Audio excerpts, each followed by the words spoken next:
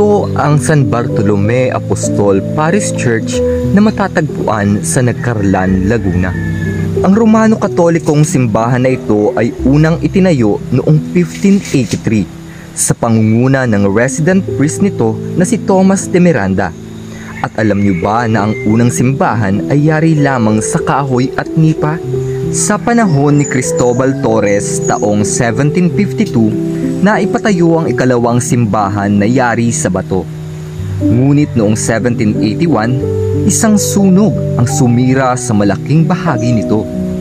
Ang agarang pagsasaayos nito ay pinamunuan ni Anastasio de Argobejo at ipinagpatuloy naman ni Fernando de la Puebla na siya ring nagpatayo ng 4-story stone and brick bell tower.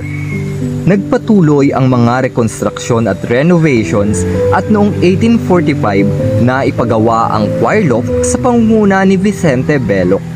At sa taong ito rin na ipatayo ang Nagcarlan Underground Cemetery. Dagdag kaalaman, ang simbahang ito was featured in 1974 movie Kampanerang Kuba na pinagbibidahan ni Vilma Santos. Gayon din sa teleserye remake nito sa ABS-CBN na pinagbidahan naman ni Ann Curtis. O diba, napakayaman ng Nagcarlan sa kultura, kaya't parinin na ang saya puko!